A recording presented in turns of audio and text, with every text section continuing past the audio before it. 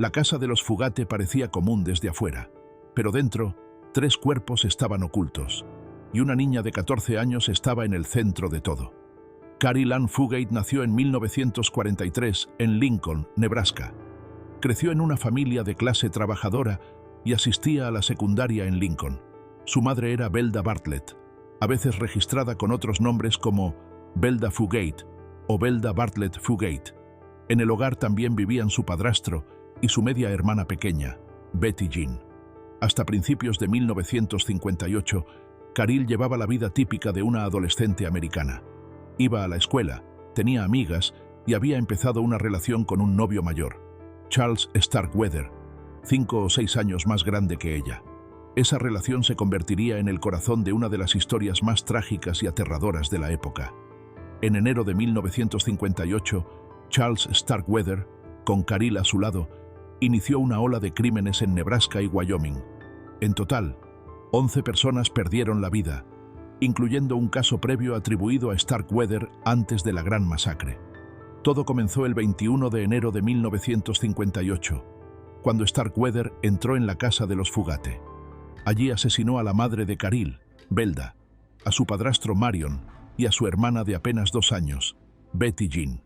Después, él y Caril permanecieron en la casa durante varios días. A los vecinos y visitantes les decían que la familia estaba enferma para evitar sospechas. Con el tiempo, la pareja salió de la casa y comenzó a moverse por distintos pueblos. En su camino, otras víctimas también perdieron la vida. August Meyer, Robert Jensen, Carol King y miembros de la familia Ward. La ola de violencia se extendió hasta Wyoming y terminó el 29 de enero, después de una persecución y un tiroteo con la policía. El caso conmocionó a toda la región y rápidamente apareció en titulares a nivel nacional. Pero había una gran pregunta. ¿Caril era cómplice voluntaria o simplemente una rehén? Ella declaró que Starkweather la obligó, diciéndole que su familia ya estaba muerta y que lastimaría a otros si intentaba escapar. La fiscalía, en cambio, afirmó que tuvo muchas oportunidades para huir o pedir ayuda, y no lo hizo. Incluso Starkweather, en ocasiones, dijo que Caril participó activamente. Al final, el jurado la declaró culpable de responsabilidad en el asesinato de Robert Jensen. Starkweather fue condenado a muerte, mientras que Caril recibió cadena perpetua y fue enviada al Centro Correccional para Mujeres de Nebraska. Durante años, Caril insistió en que todo lo hizo bajo amenazas y miedo.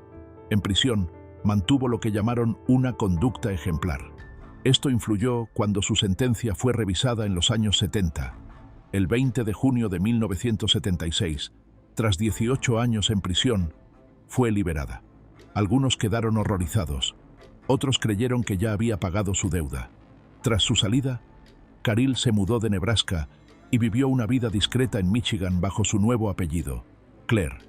Décadas después, en 2020, pidió un perdón total, pero el Estado lo rechazó. Su historia sigue siendo un debate. ¿Fue realmente cómplice de los crímenes o la 12ª víctima de Charles Starkweather? Christina Joy Fetters nació en 1980 y creció en Iowa. A los 14 años comenzó a atravesar una etapa muy difícil. Ese mismo año fue enviada a Orchard Place, un centro abierto para jóvenes con problemas de conducta y salud mental en Des Moines.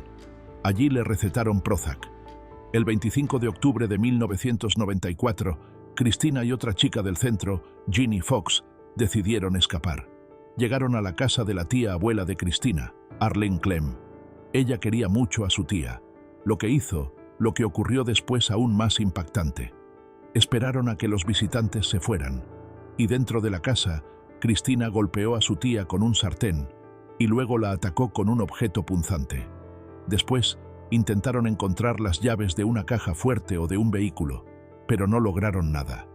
Huyeron de la escena, aunque fueron detenidas esa misma noche. Christina confesó lo ocurrido. Su defensa argumentó que no era consciente de lo que hacía, pero testigos y un psicólogo aseguraron que ella había hablado de sus planes con anticipación. El tribunal determinó que sus acciones fueron deliberadas.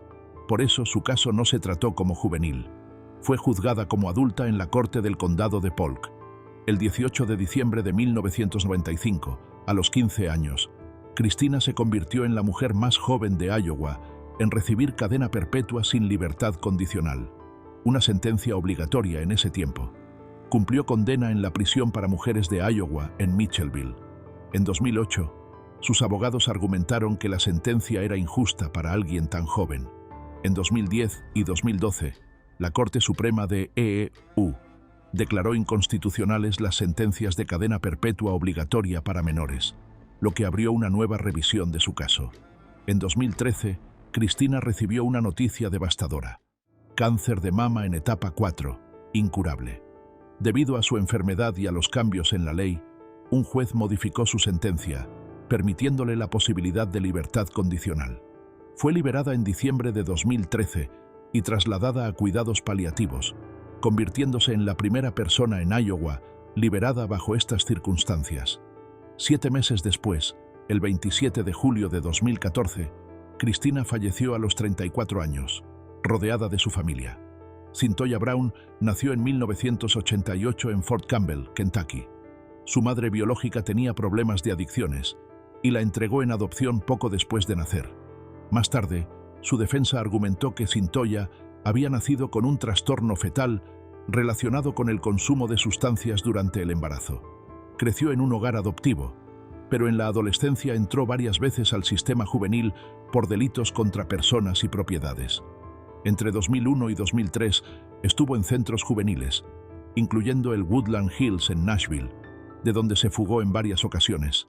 En 2004, con solo 16 años, vivía en las calles de Nashville.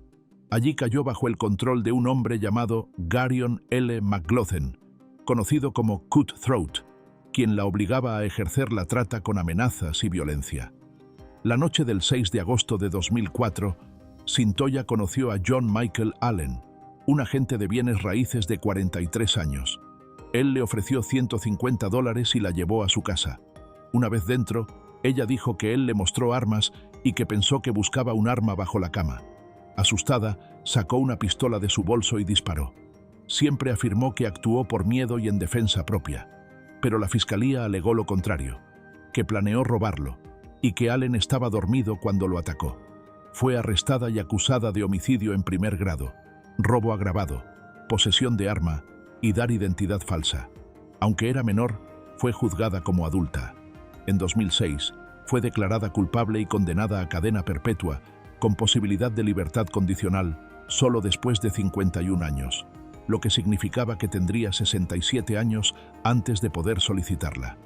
Durante años, su caso pasó desapercibido, hasta que en 2011 PBS estrenó el documental Me Facing Life, Cyntoia's Story. La historia llegó a celebridades como Rihanna, Kim Kardashian, Cara Delevingne y Snoop Dogg, quienes empezaron una campaña masiva en redes. Miles de personas pedían su liberación, argumentando que había sido víctima de trata y que su castigo era demasiado severo para una menor. En 2019, el gobernador Bill Haslam le otorgó clemencia, reconociendo su buen comportamiento en prisión y la injusticia de la sentencia. Cyntoia fue liberada el 7 de agosto de 2019, tras cumplir 15 años. Quedó en libertad condicional por 10 años y debía completar programas de reinserción. Mientras estuvo encarcelada, obtuvo su GED, un título de 2 años, y después una licenciatura en liderazgo organizacional. Hoy es Cyntoia Brown Long, autora, conferencista y activista.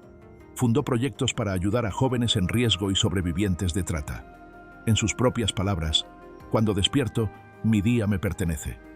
Al 2025, con 37 años, sigue dedicada a evitar que otros jóvenes pasen por lo mismo. Jackie Montanez nació en Chicago el 29 de mayo de 1976. Creció en un ambiente muy duro, violencia en casa, adicciones alrededor y experiencias que ningún niño debería vivir. A los 9 años ya consumía alcohol y otras sustancias. Huyó de casa varias veces y en su adolescencia se unió a una pandilla. Su infancia fue marcada por la inestabilidad, ingresos a hospitales por sobredosis y hasta autolesiones. Todo esto después fue usado por su defensa para mostrar su trauma en la corte. La noche del 12 de mayo de 1992, 2 jóvenes, Héctor Reyes, de 22, y Jimmy Cruz, de 21, fueron llevados a Humboldt Park, Chicago. Según la fiscalía, era un ajuste de cuentas por la muerte reciente de un amigo apodado Mudo. 3 chicas llegaron juntas esa noche. Testigos dijeron que Montanez entró a un baño público con Reyes, lo besó como distracción y luego le disparó. Después entregó el arma a otra chica, quien afuera disparó contra Cruz. Ambos murieron. Jacqueline fue arrestada al día siguiente. Tenía solo 15 años, pero la ley de Illinois exigía que casos graves fueran juzgados en tribunales de adultos. La acusación la presentó como un acto planeado dentro de un conflicto entre pandillas. Fue declarada culpable de 2 homicidios en primer grado y recibió cadena perpetua obligatoria sin libertad condicional. Pasó años en prisión de adultos, incluso en unidades de salud mental. Su caso llamó la atención de organizaciones como Amnistía Internacional, que denunciaron la dureza de condenar a menores a morir en prisión. En 2012, la Corte Suprema de EEUU declaró inconstitucional la cadena perpetua obligatoria para menores. Illinois aplicó esa decisión a casos pasados, incluyendo el de Montanez. En 2016, un juez la resentenció a 63 años de prisión. Con el tiempo ya cumplido, eso abría la posibilidad de salir libre en unos años. Su caso también estuvo marcado por la controversia de detectives acusados de obtener confesiones bajo presión, lo que levantó dudas sobre muchos juicios en Chicago. En el tribunal, Jacqueline dijo: "No soy el monstruo que solía ser". Y otra frase suya que se repite mucho es: "Hice lo que dicen que hice, pero no soy quien dicen que soy". Hoy su historia es vista como ejemplo del debate. ¿Qué tan justo es condenar a menores a pasar toda su vida tras las rejas? Alyssa Bustamante creció cerca de Jefferson City, Missouri. Según los registros judiciales, nació el 28 de enero de 1994. Eso significa que tenía solo 15 años en octubre de 2009, cuando ocurrió el caso. Hoy tiene 31 años. En ese entonces, era estudiante de segundo año de preparatoria. Su infancia no fue fácil. Amigos y familiares contaban que tenía cambios de humor muy fuertes. Se hacía daño a sí misma. Y en sus redes sociales mostraba fascinación por temas oscuros. También se mencionó al menos un intento de quitarse la vida durante su adolescencia. Más tarde, evaluaciones de salud mental presentadas en el tribunal revelaron que sufría depresión mayor y que mostraba rasgos relacionados con un trastorno límite de la personalidad. A su alrededor, los problemas se acumulaban: dificultades en la escuela, tensiones familiares y exposición a contenido perturbador en Internet. Todo indicaba que estaba lidiando con serias batallas internas. Sin embargo, también era capaz de planear y actuar de maneras que nadie se esperaba. La tarde del 21 de octubre de 2009, la pequeña Elizabeth Kay Olten, de 9 años, salió a jugar, pero nunca volvió a casa. La comunidad de St. Martins, Missouri, se alarmó de inmediato. Al día siguiente comenzaron las búsquedas y, poco después, encontraron su cuerpo en una zona boscosa cercana. Las pruebas mostraron que había sido atacada, retenida y luego enterrada en una tumba poco profunda cubierta de hojas. Muy pronto, la atención se centró en Alyssa, quien vivía cerca. Los investigadores descubrieron que había cavado 2 tumbas días antes y que incluso usó a su hermana menor para convencer a Elizabeth de salir. Finalmente, la propia Alyssa llevó a la policía hasta el lugar donde había escondido el cuerpo. Esa misma noche escribió en su diario una entrada describiendo lo que había hecho y cómo se había sentido. Esas palabras se convirtieron en la prueba clave en el juicio. La gran pregunta era: ¿por qué una chica de 15 años haría algo así? Alyssa respondió en sus propios escritos: quería saber cómo se sentía quitarle la vida a alguien. Incluso escribió que la experiencia había sido bastante agradable. Esta confesión, difundida por los medios, estremeció a todo el país. Un gran jurado la acusó de homicidio en primer grado y acción criminal armada. Por la gravedad del caso, el juez decidió que sería juzgada como adulta. Tras varias audiencias, en enero de 2012, Alyssa aceptó un acuerdo. Se declaró culpable de homicidio en segundo grado y acción criminal armada. Eso redujo la pena de cadena perpetua sin libertad condicional, pero aún así recibió la máxima condena: cadena perpetua más 30 años adicionales. En la sentencia, Alyssa se dirigió a la familia de Elizabeth: si pudiera dar mi vida para recuperarla, lo haría. Lo siento. Sus palabras fueron ampliamente difundidas. Los fiscales insistieron en que había planeado todo: las tumbas, el diario y el uso de su hermana. La defensa presentó psiquiatras que señalaron depresión severa y los posibles efectos de medicamentos como Prozac. Pero el tribunal rechazó esa explicación. Elizabeth no solo fue recordada en los tribunales. Su familia también presentó una demanda civil y obtuvo un acuerdo económico. Alyssa intentó apelar varias veces, sin éxito. Con los años, Missouri cambió sus leyes sobre la libertad condicional para menores, pero Alyssa tuvo derecho a una audiencia en 2024. La Junta de Libertad Condicional le negó la salida y permanece en prisión.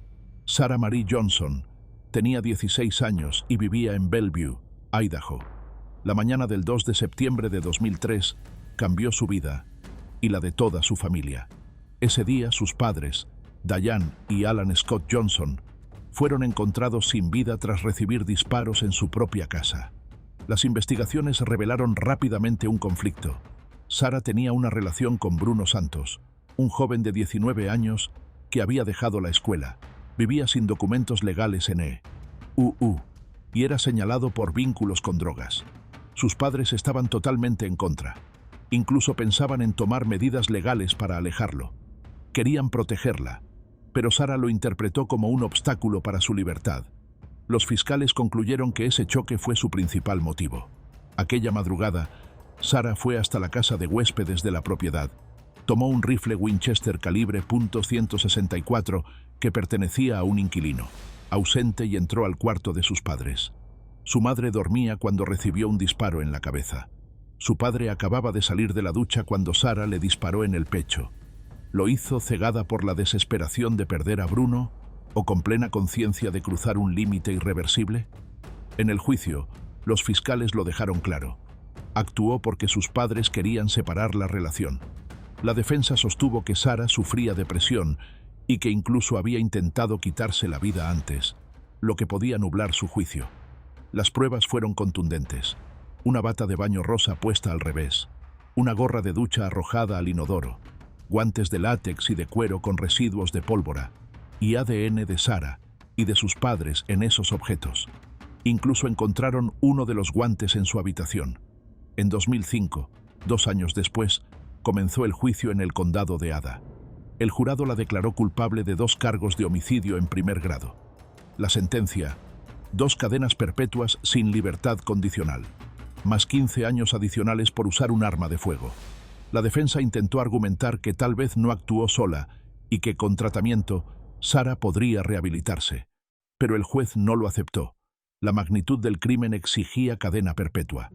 En 2008, la Corte Suprema de Idaho confirmó la condena. Más tarde, tras los fallos de la Corte Suprema de E.U. en 2012 y 2016 que limitaron las sentencias de por vida para menores, Sarah pidió una nueva audiencia. Alegó que su castigo violaba la Constitución. Sin embargo, sus recursos fueron rechazados. Su condena quedó intacta. Una historia marcada por un anillo de promesa, un romance prohibido y una adolescente dispuesta a sacrificarlo todo para mantenerlo. Erin Caffey creció en Alba, Texas, dentro de un hogar profundamente religioso. Su familia era parte activa de la Miracle Faith Baptist Church. Su padre, Terry, era pastor juvenil. Su madre, Penny, tocaba el piano durante los servicios y Erin cantaba en el coro. Sus hermanos menores, Matthew, de 13 años, y Tyler, de apenas 8, también participaban en la música de la iglesia. Durante 3 años, los niños recibieron educación en casa con un programa basado en la Biblia. Poco antes de la tragedia, Erin había regresado a la escuela pública, apenas 6 semanas antes. Cuando cumplió 16 años, empezó a trabajar en un restaurante Sonic. Ahí conoció a Charlie Wilkinson, de 18 años. La relación creció rápidamente. Charlie le regaló un anillo de promesa que había pertenecido a su abuela y hablaban seguido de casarse. Pero los padres de Erin se alarmaron. Revisaron la página de MySpace de Wilkinson y vieron malas palabras y contenido sugestivo. También notaron que las calificaciones de su hija bajaban. Por eso, le ordenaron terminar la relación y volver a la educación en casa. Erin se sintió atrapada. Fue entonces cuando empezó a hablar con Wilkinson y más tarde con su amigo Charles Wade sobre un plan para quitar del camino a sus padres. En febrero de 2008, Erin ya hablaba con amigos sobre ideas oscuras. Creía que esa era la única manera de seguir con Wilkinson. Incluso, un exnovio declaró después que ella le pidió hacerle daño a su familia, pero él se negó y terminó con ella. La noche del 29 de febrero al 1 de marzo, Wilkinson y Wade entraron a la casa de los Caffey. Afuera, en un auto, esperaban Erin y Bobby Johnson, la novia de Wade. Wilkinson llevaba una pistola pequeña. Disparó contra Terry y Penny. Cuando el arma se trabó, Wade usó un arma similar a una espada contra Penny. Arriba estaban los dos hermanos. Uno fue baleado y el otro atacado con el arma blanca. Luego, Wilkinson recogió objetos de valor. Según informes, le debía $2,000 a Wade. Antes de marcharse, incendiaron la casa. Milagrosamente, Terry, aunque herido por múltiples disparos, logró escapar. Se arrastró durante más de una hora hasta llegar a la casa de un vecino para pedir ayuda. Antes de que todo ocurriera, Wilkinson le dijo a Erin que tendrían que silenciar a sus hermanos para no dejar testigos. La respuesta de Erin, según él, fue fría. «No me importa. Haz lo que tengas que hacer». El motivo, ira y desesperación. Erin pensó que, sin sus padres, podría seguir con Wilkinson. Quizá creyó que no había otra salida. Una pregunta inquietante quedó en el aire. ¿Cómo una educación tan religiosa terminó en un desenlace tan oscuro? El caso se resolvió rápido. En menos de un día, los 4 implicados fueron arrestados. Erin primero aseguró que la habían obligado, pero bajo interrogatorio la verdad salió a la luz. Wilkinson y Wade afirmaron que la idea había sido de ella. Finalmente, Erin se declaró culpable. Aunque tenía solo 16 años, fue juzgada como adulta. En 2009 aceptó un acuerdo y recibió 2 cadenas perpetuas, con posibilidad de libertad condicional hasta los 59 años, después de cumplir 43 en prisión. Wilkinson y Wade también aceptaron acuerdos. Ambos fueron condenados a cadena perpetua sin posibilidad de libertad condicional. Johnson, que solo había actuado como vigilante, recibió 40 años, con opción a libertad tras 20. Hoy, Erin tiene 33 años y sigue en una prisión de Texas. Su destino está marcado. No podrá solicitar libertad condicional hasta que cumpla 59 años.